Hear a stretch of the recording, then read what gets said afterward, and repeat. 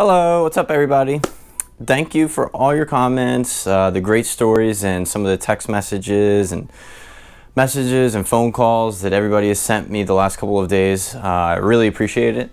The feedback was fantastic and I'm really happy. Also, check out these beautiful kittens down here. Look at that, baby daddy.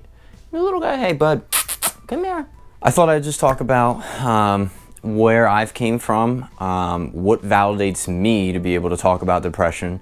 I think I have a unique experience. As I had mentioned, I am depressed right now. I'm not at the bottom, I'm not in the slumps, though I've been very, very dark, deep places, but I'm not where I want to be. And I think I want to take this channel in a direction where it's like hey, I tried this today and this is what I got from it. You know, I felt like this yesterday, tried X, felt like this, you know, or tried that and I felt really shitty and I wouldn't recommend it. You know, it's going to kind of be a journey, and hopefully I can take that journey with you guys and sort of just let it fly. So please remember, if you like what I'm talking about, don't forget to subscribe and give me a thumbs up. And if you have any questions or comments, please feel free to leave them below or email me. I'm happy to share stories on some of the stuff I'll be talking about later. And let's get to it. So what do I know about depression? What got me here today? Well,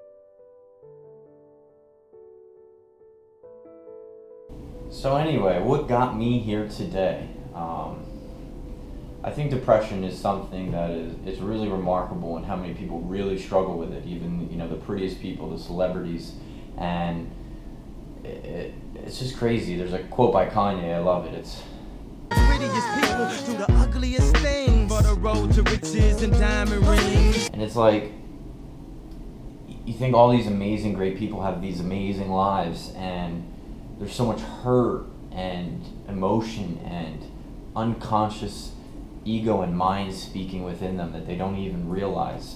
And I'm totally a victim of it, you know.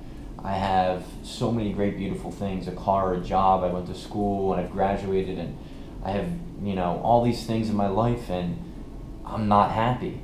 And to someone on the outside, I may appear to, you know, to someone who's not quite where I am in life, think that, you know, my life is amazing and great and I have all these things, and that's not it. That's not it. Despite this, I've done some really ugly things in my life, and I'm going to try to share them and be totally honest with you. And I think it's going to be a little difficult, to be honest. I'm going to have to be honest with myself, and I'm going to have to be honest with you guys, and it's not going to be easy, because I've been there and back, and I'm there again. So anyway, the first major episode or thing that happened in my life, I actually went 6 months without speaking to my parents in high school. And I lived in their house, and I don't even know why. I can't even remember why. That's the sad part. I don't even remember why I wasn't speaking to them. What initiated me to having to talk to them again was I actually had this scrapbook that I had to do, I think maybe senior year, maybe junior year. And my gym teacher was a great guy. His name was Mr. Wadlin. And I refused to get these pictures to do my baby book and speak to my parents. Somehow Mr. Wadlin helped me facilitate that conversation again with my parents, because I basically refused to do this project. I was not speaking to my parents. I didn't care. I was going to fail gym class. It didn't matter to me. I was very stubborn, didn't really want to talk. So anyway, Mr. Wadlin was a huge help. He facilitated that conversation, and eventually I began talking to my parents again. But the crazy thing is I don't even remember why. It's so silly. Then the first time I ever became depressed was during college. I was dating this girl. She did not go to my college, and we had broken up. It was my freshman year of college, and it was a totally classic break up with your girlfriend, don't have a lot of friends, don't know who to hang out with, life is over. I remember coming home that night, crying on my floor, My mother was consoling me, and I was just in tears. I thought my life was over. I thought that was the end of the world, you know. That type of relationship, those issues that type of depression, I feel like is totally not even an issue for me anymore. It's very complicated, and I'd love to share a story on it sometime, and get to, you know, help someone that's going through those types of problems right now. But I just want to catch everybody up to where I am today. So that was a really hard experience for me. I had to go out, find new friends, do things that I wouldn't normally do with people that I wouldn't normally hang out with, until eventually I met this amazing group of guys that I moved into school with. 7 of them, we lived in a house until I moved out in college. They were the 7 or 8 best friends that I have ever made, and I probably will not go to the grave without them. Second time of major depressive episode was during college. I developed this disease, I would like to call it, called gastroparesis, where food does not digest as quickly in the stomach as it normally should. Basically, my stomach valve is supposed to contract. My stomach valve contracted at a much slower rate than it would in someone else's. So I got full very quickly, and I ended up losing 60 pounds. There would be days where I would go 24 hours without eating or even drinking, wouldn't get out of bed, grades sunk miserably, contemplated dropping out of school. My relationship with my girlfriend, my family, all of my friends, everything went to shit.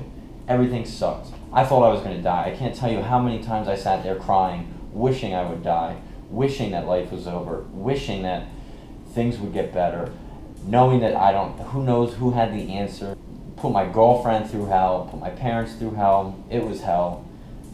It was such a hard time. I had no self-esteem. I looked like a stick. I have a couple pictures. I didn't want to take any pictures during that time. I was super bundled up, you know. I felt terrible. So anyway, that was my second major episode of depression, and I will absolutely make a video on just that. That story is incredible. I would love to offer some advice because it has there's a lot of components of like even anorexia and different weird things, you know, things that girls suffer, and just things that even, you know, as a male, I think is very interesting for someone to suffer basically an eating disorder as a male. So it was very interesting, and I would love to share a video with you guys on that subject down the road. Thirdly, why I'm currently depressed actually right now, it's sort of a very multifaceted situation. I had some surgery about 1.5 years ago, almost, a little less than 1.5 years ago, on my arm. Scar right here. It was a major surgery. I used to lift weights a shit ton, thought I would be this next Guido, Macho Man, whatever, you know. Put a lot of stress on my body, ended up getting surgery, and you know what, long story short, it didn't heal the way I wanted it to. So I've resorted to a lot of yoga, Buddhism, calisthenics, swimming, lots of things that are a lot lighter on the body. But during that surgery, I got extremely depressed. I ended up taking 2 months off of work for disability because of the depression primarily, not even the pain, post-surgery pain. It was mostly depression. I was the dumps. It was terrible. This also isn't my first surgery. I had surgery also in the same exact region about 2.5 years ago maybe. And I had a second one because it didn't heal the way I liked it to. I have a lot of feelings about surgery and when it's appropriate to get them, and I'll talk about that in the future as well. In addition to that, I'm working a job that I don't like at all. I went to school, and when I picked my major, I picked the most expensive, highest paying major out of school. And at the time, that was chemical engineering. Rather, it was actually petroleum engineering. And to be a petroleum engineer, you need a degree in chemical engineering. So that's what I ended up going to school for. And realized that money doesn't always make you happy. This is not the job I want to be in. And to break the news, I quit. I quit in 2 weeks.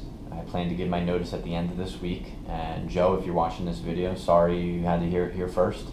But I am planning a crazy trip across Southeast Asia, and I'll be backpacking, and I will talk about that in my next video. I cannot wait.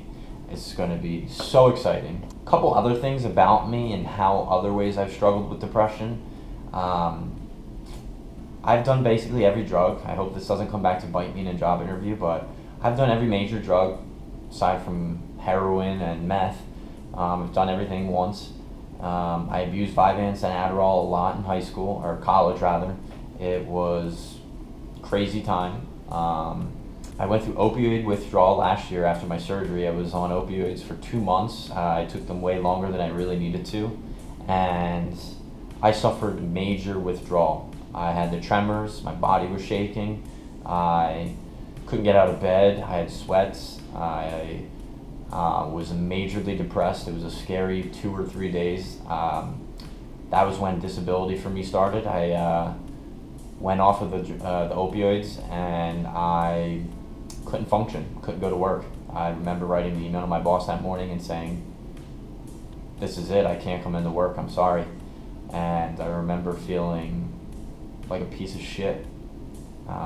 Another thing, just this year actually, about January, I went 6 months again without speaking to my father, and I lived in the same house with him still. I actually did not think I was in the wrong in the situation. I ended up apologizing despite me feeling, like I shouldn't.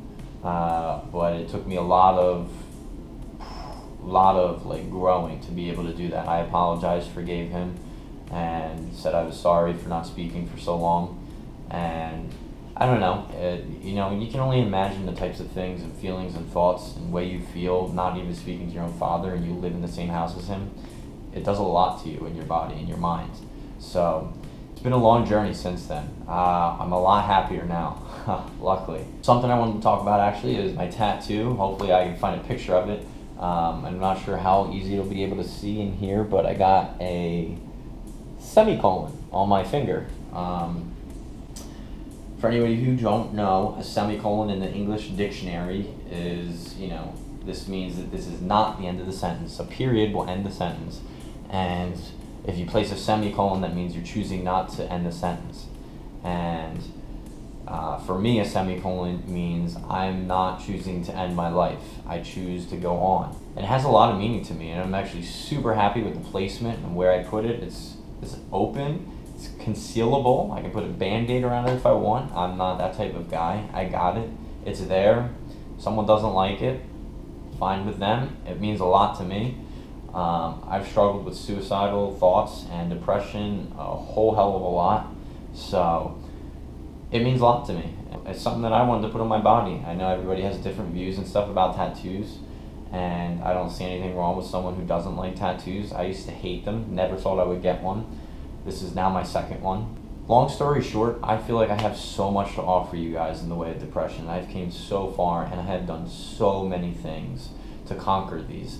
This is sort of just a short summary of what I've gone through, and I can't wait to tell you guys what I've actually tried and what I'm doing now, because it's super exciting. As I said, I'm taking a trip in Southeast Asia all alone, solo backpacking. It's going to be insane, going to Thailand, Indonesia, the Philippines. It's going to be awesome. I cannot wait to talk about it. So again, please subscribe if you want to hear more. I'm super happy to hear anyone's comments. Please critique my videos, offer some advice, text me, Facebook me, add me on Instagram, hit that subscribe button, and I'll talk to you guys soon. Thank you.